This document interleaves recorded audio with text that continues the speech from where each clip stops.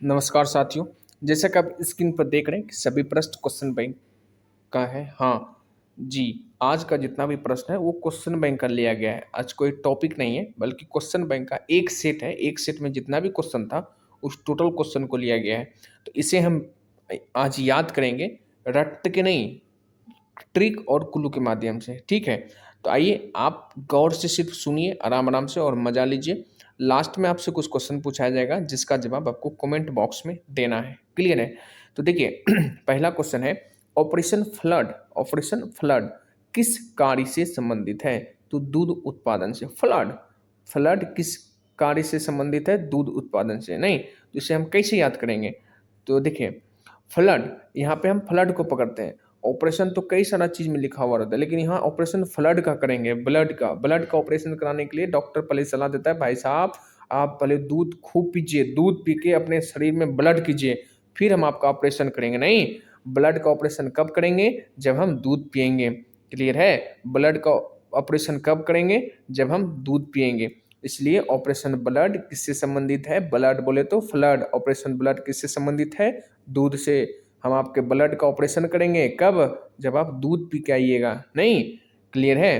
तो first question क्या था? ऑपरेशन ब्लड यानी ऑपरेशन फ्लड किस कार्य से संबंधित है?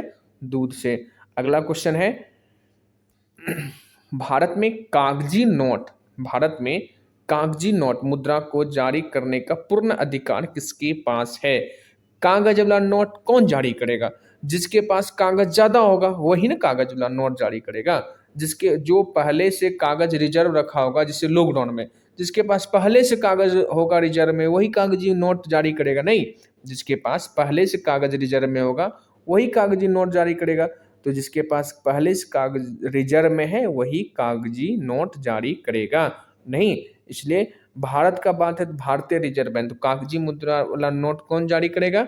भारतीय रिजर्व बैंक। तो क्वेश्चन क्या था? भारत में कागजी नोट मुद्रा को जारी करने का पूर्ण अधिकार किसके पास है? भारतीय रिजर्व बैंक के पास। क्लियर है? कागजी नोट मुद्रा कौन जारी करेगा? कागज नोट जिसके पास रिजर्व में रखा है पहले से। नहीं, नेक्स्ट क्वेश्चन आपका, भारत में योजना आयोग का गठन कब योजना आयोग का गठन किस वर्ष हुआ था? योजना आयोग का, तो योजना आयोग का गठन किया था। देखिए कोई भी योजना बनाने से पहले आपका पक्का पक्का इरादा होना चाहिए। नहीं, योजना बनाने से पहले आपका पक्का पक्का इरादा होना चाहिए, तभी आपका योजना सफल होगा। पक्का पक्का मतलब 5 और 1, पक्का मतलब 5 और 1, पक्का मतलब 5 और 1। नहीं, तो पक्का इरादा होगा तभी आपका योजना सफल हो पाएगा। तो योजना बनाने के लिए आपको क्या चाहिए? पक्का इरादा। योजना बनाने के लिए पक्का 5 और 1, पक्का 5 और 1, इसलिए कितना हो गया? 51। योजना आयोग का गठन कब हुआ था? 5-1 में पक्का योजना बना था, इसलिए योजना आयोग का गठन कब हुआ था? 5-1 मतलब 51 में। क्लियर है? नेक्स्ट क्वेश्चन देखते हैं। नेक्स्ट क्वेश्चन है संविधान में कितने प्रकार के आपातकाल का प्रावधान है? भारतीय संविधान होना था, तो भारतीय संविधान में कुल कितने प्रकार का आपातकाल का प्रावधान है? आपातकाल आपातकाल 3 प्रकार का। तो देखिए हम जैसे कि आप सुने होंगे, पुराणों में पढ़े होंगे कि जब तीनों भगवान, तीनों ईश्वर, कौन कौन? ब्रह्मा विष्णु महेश, जब तीनों को गुस्सा आ जाता है ना, त्रिदेव है ये, जब तीनों को गुस्सा आ जाएगा ना तो आपातकाल छा जाएगा। तीनों को जब गुस्सा आएगा तो क्या हो जाएगा? आपातकाल छा जाएगा। नहीं, इसलिए 3 है तो आपातकाल। जहां 3 देवता रहेगा वहां आपातकाल, जहां 3 लोग रहेगा वहां आपातकाल आ जाएगा। नहीं, जहां 3 लोग रहेगा वहां आपातकाल आ जाएगा। इसलिए संविधान में कितने प्रकार के आपातकाल का प्रावधान है? 3 प्रकार का। क्लियर है? नेक्स्ट क्वेश्चन क्या है? संसद के दोनों सदनों का संयुक्त अधिवेशन, 2 सदन, जिसको 2 पति रहेगा, जो राष्ट्र का पति होगा वही ना दोनों सदनों को बुलाएगा। जो राष्ट्र का पति होगा वो दोनों सदनों को बुलाएगा, जो राष्ट्र का पति होगा वो दोनों सदनों को बुलाएगा, मतलब लोकसभा और राज्यसभा दोनों सदनों को कौन बुलाएगा? जो कि राष्ट्र का पति होगा। नहीं, जो राष्ट्र का पति होगा वो दोनों सदनों को बुलाएगा। क्लियर है? तो दोनों सदनों का संयुक्त अधिवेशन कौन बुलाएगा? राष्ट्रपति। नेक्स्ट क्वेश्चन है, गुजरात में साबरमती आश्रम की स्थापना गांधी जी ने किस वर्ष किया था? साबरमती आश्रम की स्थापना। नहीं, तो साबरमती आश्रम का स्थापना कब हुआ था? 1917। 1917। मतलब महात्मा गांधी जब देखा कि देश में खतरा आ रहा है ना, हम लोग बचपन में पढ़े थे 17 बिलिया मुड़ी कतरा, नहीं तो उसी ढंग से जब देश में खतरा आएगा तो 17 आ जाएगा, तो खतरा आएगा तो 17 आएगा। तो महात्मा गांधी देखा कि देश में खतरा है, इसलिए उन्होंने क्या किया, साबरमती आश्रम का स्थापना कर दिया था। खतरा मतलब 17, क्लियर है। तो साबरमती आश्रम का स्थापना कब करेंगे, 17 में, खतरा है तो 17, क्लियर। नेक्स्ट क्वेश्चन देखते हैं। नेक्स्ट क्वेश्चन है मूल अधिकार। नेक्स्ट क्वेश्चन क्या है, मूल अधिकारों की सूची में से किस संविधान संशोधन द्वारा संपत्ति के अधिकार को हटा दिया। मतलब कहता है पहले हमारा संपत्ति का अधिकार जो हुआ करता था वो हमारा मूल अधिकार हुआ करता था, लेकिन एक संविधान संशोधन से उसको मूल अधिकार से हटा दिया, हमारा अब अधिकार नहीं रहा, उनके हमारे संपत्ति पे सरकार का अधिकार हो सकता है, क्लियर है। तो कौन हो गया, 44 में 4 लोग आया और संपत्ति का अधिकार को मूल अधिकार से हटा दिया। कैसा बेवकूफ लोग था पता नहीं, 4 गो लोग आया और मूल संपत्ति का जो हमारा पहले मूल अधिकार था उसको हटा दिया। नहीं तो कौन कौन, 4 लोग, कितने कितने लोग आए संपत्ति का अधिकार को मूल अधिकार से हटाने के लिए, 4 लोग आए। तो क्या हो गया, 4 मतलब 44वां संविधान संशोधन। नहीं तो मूलभूत अधिकारों में की सूची में से किस संविधान संशोधन द्वारा संपत्ति का अधिकार को हटा दिया गया, संपत्ति का अधिकार हटा दिया, कौन सा संशोधन में, 4 लोग आए और हटा दिए, क्लियर है। नेक्स्ट क्वेश्चन देखिए क्या है, अगला क्वेश्चन है केंद्रीय मंत्रिपरिषद के विरुद्ध अविश्वास प्रस्ताव कहाँ प्रस्तुत किया जाता है। केंद्रीय मंत्री, जो केंद्रीय मंत्री होते हैं उनके लिए अविश्वास प्रस्ताव कहाँ पारित किया जाता है या प्रस्तुत किया जाता है, तो कहाँ, केवल लोकसभा में। तो देखिए केंद्रीय मंत्री, केंद्र का जो मंत्री होता है वो केंद्र में बैठेगा, मतलब दिल्ली में बैठेगा, तो ये सिर्फ वहाँ उनका जो अविश्वास प्रस्ताव प्रस्तुत करेगा लोगों के सभा में करेगा, लोकसभा में जहाँ ढेरी सारा लोग रहेगा ना, वहाँ पे वो अपना अविश्वास प्रस्ताव प्रस्तुत करता है, क्लियर है। अगला है अधिकांश चोल मंदिर किस देवी देवताओं को समर्पित है। चोल मंदिर, इससे हम रिलेटेड करते हैं, इसको हम करते हैं चोल मंदिर, चोर मंदिर, जितना भी चोर मंदिर है ना वो सब शिव जी को दान कर देता है। जितना भी चोर मंदिर है, जहां भी मिलता है चोर मंदिर, वो शिव जी को दान कर देता है, नहीं भोला बाबा, क्योंकि वो बोला है, तो इसलिए जहां भी चोर मंदिर मिलेगा उसको किसको दे देंगे, कौन भगवान को दे देंगे, शिव भगवान को दान कर देंगे, क्लियर है। तो अधिकांश चोर मंदिर किस देवी देवताओं को समर्पित है, जितने भी चोर का मंदिर है किसको समर्पित कर दिया, शिव जी को समर्पित कर दिया, मतलब मंदिर भी हो गया, चोर का भूमि भी खत्म, क्लियर है। अगला क्वेश्चन है इंडियन नेशनल कांग्रेस का पहला अधिवेशन कहाँ आयोजित किया गया था। इंडियन नेशनल कांग्रेस है, अपना पहला मीटिंग किया। देखिए जो गरीब लोग होते हैं ना, अपना पहला मीटिंग गांव में करेंगे। जैसे मान लीजिए आपका घर कहीं, मान लीजिए यूपी पड़ रहा है, तो जब आप थोड़ा गरीब रहेंगे तो कोई भी अधिवेशन या कोई मीटिंग करेंगे गांव में, थोड़ा सा अमीर हो जाएंगे अपने डिस्ट्रिक्ट में आ जाएंगे, और थोड़ा सा अमीर हो जाएंगे स्टेट के डिस्ट्रिक्ट में आ जाएंगे, लखनऊ आ जाएंगे, और थोड़ा सा अमीर होंगे दिल्ली आ जाएंगे, और सबसे ज़्यादा अमीर होंगे तो कहाँ चल जाएंगे, मुंबई। उसी प्रकार कांग्रेस भाई बहुत बड़ी पार्टी है, इन्होंने अपना पहला अधिवेशन किया मुंबई में जाके, क्योंकि वहाँ बॉलीवुड सेलिब्रिटी मिल जाता है साथ में कई सारा ना, इसलिए कांग्रेस अपना पहला अधिवेशन कहाँ किया, मुंबई में किया, क्लियर है। नेक्स्ट क्वेश्चन है गुप्त काल में किस धातु के सर्वाधिक सिक्के जारी किए गए। तो गुप्त काल में कोई भी बात गुप्त रहना चाहिए। पहले के जमाने में क्या होता है, जिसके पास अधिक सोना रहता है ना, वो अपने आप को गुप्त रख लेता था। या जैसे अभी हमारे पास बहुत सोना है लेकिन हम इस बात को गुप्त रखे हैं, तो गुप्त काल में सोना अधिक, सर्वाधिक कौन सा सिक्का था, सोना का सिक्का। देखिए थोड़ा सा हम जल्दबाजी कर रहे हैं इसीलिए, क्योंकि क्वेश्चन शायद 25-30 है, ज़्यादा क्वेश्चन नहीं है, लेकिन रीजन क्या है, बहुत लॉन्ग वीडियो हो जाने से आप लोग को मन उकता जाएगा, इसलिए लॉन्ग वीडियो ना कर रहे हैं, जल्दी कर रहे हैं। हाँ अगर आपको दिक्कत हो रहा है तो वीडियो को पॉज कीजिए, रोकिए, फिर से सुनिए उनको, जिसको याद करने में आपको प्रॉब्लम हो रहा है, क्लियर है, ताकि वीडियो भी लंबा नहीं होगा और आप सुनेंगे भी। तो क्या कह रहा है कि गुप्त काल में किस धातु के सर्वाधिक सिक्के का जारी था। गुप्त काल, तो आपके पास सोना का सिक्का रहेगा तो आप उसको गुप्त ही रखें, नहीं तो भारत सरकार ले लेगा, इसलिए गुप्त काल में कौन सा सिक्का, सोने का सिक्का, क्लियर है। अगला क्वेश्चन है वैदिक युग में राजा अपनी जनता को कर वसूलते थे। वैदिक काल में राजा अपनी जनता से कर वसूला करते थे, तो उसको क्या करते थे, जैसे आज भगवान अगर कर लेता तो उसको क्या कहते हैं, बलि। अगर जैसे पाठा वगैरह लेता है तो उसको क्या कहते हैं, बलि। और जन से राजा कर वसूलते तो उसको बोलते हैं बलि दो, तुम अपना बलि दो, बलि दो मतलब अपना टैक्स दो, बलि दो मतलब टैक्स दो। वैदिक युग में राजा क्या कहते थे, जनता से अगर कर वसूलते थे तो उनको क्या कहते थे, बलि दो, बलि दो। ये नहीं बोलते थे टैक्स दे, आज के जमाने में हम लोग बोलते टैक्स दो, पहले बोलते थे बलि दो। क्लियर है। नेक्स्ट क्वेश्चन है, बुद्ध ने अपना पहला प्रवचन कहाँ दिया था। देखिए भाई, कोई भी अपना पहला प्रवचन अगर गांव में नहीं दिया होगा तो सबसे पहले सारों के घर में, ससुरारे में देगा पहला प्रवचन। अब बुद्ध जी भी वही था। बुद्ध जब अपना कनियन को छोड़ा तो उनको डर लग रहा था कहीं साला लोग हमको आकर लतिया ना दे, इसी वजह से बेचारा अपना पहले साला के घर गया और वहां पे अपना प्रवचन दिया। नहीं, तो बुद्ध ने अपना पहला प्रवचन कहाँ दिया था, सारा के घर में, सारनाथ में। साला के घर में, सारनाथ में, सारों के घर में, सारनाथ में, सारों के घर में मतलब सारनाथ में। तो बुद्ध ने अपना पहला उपदेश कहाँ दिया था, सारों के घर में, तो इसलिए सारनाथ हो गया। बुद्ध ने अपना पहला प्रवचन कहाँ दिया, सारों के सामने। क्लियर है। नेक्स्ट क्वेश्चन है, चारगाह। चारगाह, जहाँ पे चारगाह किसको कहते हैं, जहाँ पे चारा चरने के लिए गाय वगैरह जाता है, चारगाह को कैंपस कहा जाता है। मतलब चारगाह को कैंपस, जैसे हम लोग ग्राउंड जाते हैं उसको फील्ड बोलते हैं, उसी ढंग से एक चारागाह है, उसको हम लोग अपने देश में अगर गाय कहीं चरने के लिए जाएगा तो बोलेंगे चारागाह गया है, लेकिन इसको कैंपस कहा जाता है। इसको कैंपस, किस देश में चारागाह को कैंपस कहा जाता है। ये अमीर आदमी सब बोलता है कैंप जा रहे हैं, हम गरीब आदमी बोलेगा हम चारागाह जा रहे हैं, गाय चराने, लेकिन अमीर आदमी क्या बोलेगा, हम चारागाह, बोले बेइज्जती हो जाएगा, बोले नहीं हम कैंपस जा रहे हैं, गैया लेके कैंपस जा रहे हैं। नहीं, इसलिए चारागाह को कैंपस कहा जाता है। कहाँ, तो अमेरिका में। अमेरिका में, कौन सा अमेरिका, दक्षिण अमेरिका में। क्लियर है। अमेरिका में चारागाह नहीं बोलेगा अमीर आदमी, ये नहीं बोलेगा हम, जैसे हम लोग नॉर्मल गांव वाले क्या बोलते हैं, गाय को बथान बोलते हैं, या तो अमीर आदमी क्या बोलते हैं उसको, गौशाला।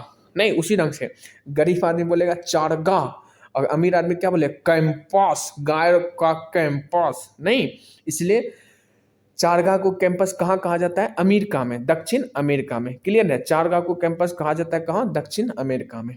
क्लियर है। नेक्स्ट क्वेश्चन देखते हैं, एनेमो, एनेमोमीटर, एनेमो, इन्ने मुड़ो ना, इन्ने इन्ने, एनेमो, इनर, इधर मुड़िए, इधर मुड़िए, एनेमो मुड़िए, किसको बोलते हैं, पवन के बेटे, ओए पवन देव, आप जो है ना इधर मुड़ जाइए, इन्ने इन्ने मुड़िए, इन्ने मुड़िए, इन्ने मुड़िए, आप इधर मुड़िए ना, इन्ने मुड़िए, मतलब एना मुड़िए, एना मुड़िए, एना मुड़िए, पवन के बेटे, ए पवन देव, आप पश्चिम मत मुड़िए, आप दक्षिण मुड़िए, एनामो मुड़िए, एनो मुड़िए, इसलिए एनेमोमीटर हो जाएगा पवन का बेग, पवन का बेग। क्लियर है। तो एनेमोमीटर से क्या मापा जाता है, पवन का बेग। एनेमो, एनेमो मतलब पवन का बेग। क्लियर है। नेक्स्ट क्वेश्चन है आपका, मारियाना खाई, ऐसा मारेंगे ना, मारियाना खाई, मारियाना खाई, मारियाना खाई कहाँ है, मारियाना खाई कहाँ है। तो देखिए यहाँ प्रशांत महासागर में। तो ना कई लोगों को ना मार खाने में बड़ा प्रसन्न आता है, प्रसन्न होता है, कई लोग को मार खाने में बड़ा प्रसन्नता मिलती है, प्रसन्न मतलब खुशी होती है, इसलिए मारियाना खाई प्रसन्न। तो कई लोगों को मार खाने में बड़ा प्रसन्न होता है, मार खाता है तो प्रसन्न हो जाता है, आहा हा। या कई लोग को मार खाने में प्रसन्नता मिलती है, इसलिए तो मारियाना खाए हैं तो प्रसन्न हो जाएगा। मार खाने से प्रसन्न होता है, मार खाने से प्रसन्न होता है, इसलिए मार खाएगा तो प्रसन्न हो जाएगा, प्रशांत महासागर, प्रसन्न। या फिर ये भी कह सकते हैं मार खाने से शांत हो जाता है। किसी को मार खाई, कोई मार खा के आता है ना तो बड़ा शांत रहता है, कोई मार खा के आता है तो बड़ा शांत हो जाता है। नहीं, इसलिए मारियाना खाई तो शांत, मारियाना खाइए, मार खाइए ना जी, इसलिए वो शांत है, शांत महासागर। क्लियर है। नेक्स्ट क्वेश्चन है, हमारे शरीर की किन कोशिकाओं की सबसे कम पुनर्योजी शक्ति होती है। तो कौन सा कोशिका है जो कि सबसे कम पुनर्योजी होता है, तो वो हमारा होता है मस्तिष्क कोशिका।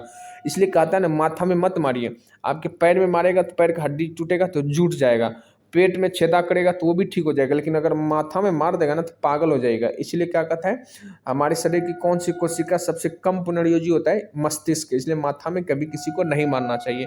ठीक है। नेक्स्ट क्वेश्चन है, हमारे हृदय में कितने वॉल्व होते हैं, दो। धक धक करने लगा, दो बॉल, धक धक, दोनों बॉल करेगा धक धक, दोनों बॉल करेगा धक धक। तो हमारे हृदय में कितने बॉल होते हैं, दो होते हैं। धक धक करने लगा, दो बॉल, धक धक करने के लिए दो बॉल चाहिए, नहीं धक धक करने के लिए दो बॉल चाहिए। क्लियर है। नेक्स्ट क्वेश्चन है, रोग प्रतिरोधकों को उत्पन्न करने वाला सेल कौन सा है। रोग प्रतिरोध को उत्पन्न करेगा, इसके लिए सेल चाहिए, बैटरी चाहिए। तो बैटरी सर किस लिए चाहिए, ताकि लैंप उसका जल जाए, लैंप जलेगा तब आपका रोग दूर हो जाएगा। जैसे लैंप, लोग अंधेरा में रहता है ना, उसको 50 रोग हो जाएगा, जब लैंप जला देंगे ना, तो लैंप जलाने के लिए सेल चाहिए, मतलब बैटरी चाहिए। तो बैटरी कौन सा देंगे, सेल देंगे। तो सेल देंगे तो क्या होगा, लैंप जलेगा। लैंप नहीं, पहले हम लोग पढ़ाई करने के लिए करासन तेल या मिट्टी तेल डाल के पढ़ाई करते थे, लैंप जलाते थे। लेकिन अब क्या हो गया, हर लैंप में सेल लगा दीजिए, मतलब बैटरी लगाइए और लैंप जलने लगेगा। जब लैंप जलेगा तो हमारा रोग प्रतिरोधक उत्पन्न होने लगेगा। क्लियर है। तो रोग प्रतिरोधक उत्पन्न करने के लिए हम सेल, कौन सा सेल यूज करेंगे, लेम्फोसाइड वाला, लैंप वाला सेल। क्लियर है। नेक्स्ट क्वेश्चन है, पानी में डूबी हुई वस्तु का पता लगाएगा। पानी में जो वस्तु डूब गया, दुनिया का एक के आदमी उसको पता लगा सकता है, वो है सोनार। सोनार सब ना बड़ा चालाक होते हैं। सोनार वगैरह ना, आभूषण सब या बड़ा बड़ा मोती वगैरह ना पानी में डूब के निकाल लेते हैं सोनार वगैरह। इसलिए सोनार को ही बोलता है, भाई साहब आप ऐसा कीजिए, पानी में जो वस्तु डूब गया आप ही निकालिएगा। इसलिए पानी में डूबी हुई वस्तु का पता कौन लगाएगा, सोनार। सोनार नहीं, पानी में डूबी वस्तु का पता लगाने के लिए किस यंत्र का प्रयोग किया जाता है, सोनार का। नहीं, क्लियर है। नेक्स्ट क्वेश्चन है, जब वाष्प दाब वायुमंडल दाब के बराबर हो जाए तो द्रव पर क्या, वाष्प दाब वायुमंडल, तो द्रव क्या उबलने लगे, मतलब कहते हैं वाष्प का दाब। अब वायुमंडल का जो दाब है दोनों बराबर हो जाएगा, द्रव क्या होगा, उबलने लगेगा, पानी खौलने नहीं लगेगा। जब वाष्प दाब और वायुमंडल दाब दोनों बराबर हो जाएगा, वाष्प दाब और वायुमंडल दाब जब दोनों बराबर होगा तो पानी क्या करेगा, खौलने लगेगा। क्लियर है। अगला है, न्यूक्लियर रिएक्टर। न्यूक्लियर रिएक्टर में भारी पानी का प्रयोग किस रूप में किया जाता है। न्यूक्लियर रिएक्टर में भारी पानी डीटीओ। न्यूक्लियर रिएक्टर में भारी पानी का प्रयोग किस रूप में किया जाता है, ये ईंधन का। न्यूक्लियर रिएक्टर को चालू करने के लिए इसमें भारी पानी देते हैं। तो भारी पानी मतलब ईंधन के रूप, जैसे कि ट्रेन में डीजल किस रूप में काम करता है भाई, ईंधन के रूप में। उसी ढंग से न्यूक्लियर में रिएक्टर में भारी पानी किस लिए, ईंधन के रूप में। क्लियर है। नेक्स्ट क्वेश्चन है, भीड़ को तितर बितर करने वाली आंसू गैस क्या होता है, कौन सा आंसू गैस होता है। भीड़ को तितर बितर करने में पुलिस द्वारा इस्तेमाल किए जाने वाला आंसू गैस कौन सा होता है, क्लोरीन होता है। क्लोरीन रीन, जैसे भीड़ को अगर तितर बितर करना हो तो पुलिस जो एक आंसू गैस छोड़ती है तो उस आंसू गैस में क्या होता है, उस आंसू गैस में क्लोरीन होता है। क्लोरीन, रीन साबुन सुने ना, रीन साबुन, वही क्लोरीन, उसी का क्लोरीन तैयार कर देता है। क्लोरीन, जब रीन साबुन आप अपने आंख में लीजिएगा ना तो आंख में जलन उत्पन्न हो जाएगा, वही हो गया रीन। ये हो गया क्लोरीन। तो जब क्लोरीन आपके आंख में जाएगा तो आपके आंख में जलन उत्पन्न हो जाएगा। इसलिए भीड़ को तितर बितर करने के लिए पुलिस द्वारा इस्तेमाल किया जाने वाला आंसू गैस कौन सा है, क्लोरीन। रीन साबुन याद रखिए। क्लियर है। नेक्स्ट क्वेश्चन है, विश्व एड्स दिवस कब मनाया जाता है। ये तो सबको याद है, विश्व एड्स दिवस 1 दिसंबर। एक बार अगर एड्स हो गया ना तो फिर जिंदगी भर वो खत्म नहीं होगा। एक बार मतलब एक और 12, मतलब एक बार है। इसलिए जिंदगी में अगर एक बार एड्स हो गया तो फिर एक बार एड्स हो गया तो फिर छूटेगा नहीं, जान लेकर ही छोड़ेगा नहीं। इसलिए विश्व एड्स दिवस कब मनाएंगे, एक बार है मतलब 1 दिसंबर। क्लियर है। नेक्स्ट क्वेश्चन है, दादा साहेब फाल्के पाने वाली पहली महिला कौन थी। तो दादा साहेब, दादा का पुरस्कार सबसे पहले देवी को दिया जाएगा। दादा साहेब पुरस्कार, दादा वाला पुरस्कार सबसे पहले किसको देंगे, देवी को। दादा वाला पुरस्कार सबसे पहले किसको देंगे, देवी को। दादा साहेब फाल्के पुरस्कार किसको देंगे, पहले देवी को। तो इसलिए दादा साहेब फाल्के पुरस्कार प्राप्त करने वाली पहली महिला कौन थी, देविका रानी। तो दादा वाला पुरस्कार सबसे पहले किसको देंगे, अपने देवी को। क्लियर है। नेक्स्ट क्वेश्चन है, अंतरराष्ट्रीय न्यायालय का मुख्यालय कहाँ है। अंतरराष्ट्रीय न्यायालय का मुख्यालय कहाँ है, अंतरराष्ट्रीय मुख्यालय का हेग। देखिए अंतर्राष्ट्रीय मुख्यालय का नीदरलैंड में एक जगह है, द हेग। तो अंतर्राष्ट्रीय न्यायालय का मुख्यालय कहाँ है, द हेग में। तो ये नॉर्मल प्रश्न है, आप याद कर सकते हैं। हमारे पास बहुत इसका खतरनाक क्लू है, इसलिए हम आपको नहीं बोलेंगे, क्योंकि आप अगर किसी के घर में जाके हक दीजिएगा तो वो अंतर्राष्ट्रीय मुख्यालय तक चल जाएगा। इसलिए अंतर्राष्ट्रीय न्यायालय का मुख्यालय कहाँ है, हेग में। क्लियर है। अगला क्वेश्चन है, उस्ताद बिस्मिल्लाह खां शहनाइयों से सदा कह रही है। उस्ताद वगैरह शहनाई बजाता है। उस्ताद वगैरह जो होते हैं ना शादी में वो शहनाई बजाते हैं। जो उस्ताद होते हैं बिस्मिल्लाह में शहनाई बजाएगा। उस्ताद बिस्मिल्लाह क्या करेगा, शहनाई बजाएगा, शहनाई। क्लियर है। अगला है, बड़ा इमाम बड़ा, बड़ा इमाम बड़ा कहाँ स्थित है? बड़ा इमाम बड़ा। आप लाख रुपया दीजिए, हम आपको बड़ा इमाम बड़ा देंगे। आप हमको लाख रुपया दीजिए, हम आपको बड़ा इमाम बड़ा देंगे। आप हमें लाख रुपया दीजिए, हम आपको बड़ा इमाम बड़ा देंगे। तो बड़ा इमाम बड़ा चाहिए, छोटा इमाम बड़ा चाहिए?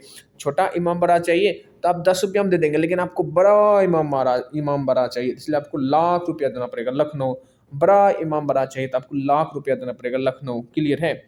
नेक्स्ट क्वेश्चन है, भारतीय रिजर्व बैंक के मुक्त बाजार प्रचलन का क्या तात्पर्य है? आरबीआई का मुक्त बाजार मतलब बाजार में सब चीज हम मुक्त देंगे, मुक्त देंगे भाई, मुक्त देंगे। कहता है भारतीय रिजर्व बैंक ने मुक्त बाजार प्रचलन का क्या तात्पर्य? भाई हम आपको मुक्त देंगे, इसका तात्पर्य है प्रतिभूतियों का बाजार, प्रतिभूतियों का, भूत का बाजार है, जहां हर चीज लोग मुफ्त में खा रहा है, इसका मतलब वो भूत है। जैसे कहावत है ना, कहावत नहीं ये हकीकत है, सरकार जो है ना वो जनता का नब्ज पकड़ती है कि जनता चाहता क्या है, उसको वो चीज पूर्ति करो। जनता चाहते हमें बैठे बैठे खाना मिल जाए तो उसको अनाज दे देता है, और वो जनता क्या देता है, उसका गुलाम हो जाएगा। अरे बाप रे, ये सरकार आया था मुझे अनाज दे दिया तो इसलिए हम उसी को वोट देंगे। उसी प्रकार ये है भारतीय रिजर्व बैंक, मुक्त बाजार का प्रचलन का भूत, जो मुक्त का चीज खाएगा वो भूत होगा, जो मुक्त का चीज खाएगा वो भूत होगा नहीं। इसलिए भारतीय रिजर्व बैंक जो मुक्त बाजार का प्रचलन क्या है? भूत की घोटाला, प्रतिभूतियों का व्यापार। क्लियर है? नेक्स्ट क्वेश्चन है, प्रतिवर्ष उपभोक्ता दिवस, प्रतिवर्ष उपभोक्ता दिवस कब मनाया जाता है? तो 15/3 में, 15/3 15 मार्च को, आधा मार्च खत्म होगा तब उपभोक्ता दिवस मनाएंगे। आधा मार्च खत्म हो जाएगा, आधा मार्च जब आ जाएगा 15 मार्च, तो हम उपभोक्ता दिवस मनाएंगे। तो 15 मार्च जब आएगा तो हम उपभोक्ता दिवस मनाएंगे। क्लियर है? तो इतना सा क्वेश्चन था जो कि हम आपको हमें कराना था। ये एक सेट का क्वेश्चन है, एसएससी का एक सेट था जिसका ये क्वेश्चन था। क्लियर है? आइए हम आपसे कुछ क्वेश्चन पूछते हैं, तो देखिए क्वेश्चन का आंसर कैसे देना है ये हम आपको सिखाते हैं। देखिए अगर आपको वीडियो अभी भी अगर कहीं किसी क्वेश्चन में डाउट है तो आप दोबारा सुन लीजिए। हम जल्दी कराने का मकसद था, वीडियो ज़्यादा लंबा ना हो और आप ऐसा ना हो कि ज़्यादा लंबा वीडियो के चक्कर में आप इसे देख ना पाए, इसलिए जल्दी जल्दी हम कर दिए। और तो देखिए पहला क्वेश्चन है, देखिए कैसे आंसर देना है। भारत में कुल कितने प्रकार का आपातकाल का प्रावधान है? आप सोचिए, आपातकाल, आपातकाल, अरे आपातकाल है 3, हाँ ब्रह्मा विष्णु महेश मिलेगा आपातकाल, हाँ 3, त्रिदेव जहां आ गया वहां आपातकाल लग जाए, तो इससे क्या हो गया 3। क्लियर है? नेक्स्ट वन, दादा साहेब फाल्के पुरस्कार प्राप्त करने वाली पहली महिला। ओ दादा साहेब फाल्के पुरस्कार प्राप्त करने वाला, दादा साहब, दादा, अरे देवी जी, देवी जी को, हाँ तो दादा साहेब फाल्के पुरस्कार देवी जी को, पहली महिला है ना तो देवी जी। महिला पुरुष होता था देवा जानते, लेकिन महिला है ना तो देवी जी। क्लियर है?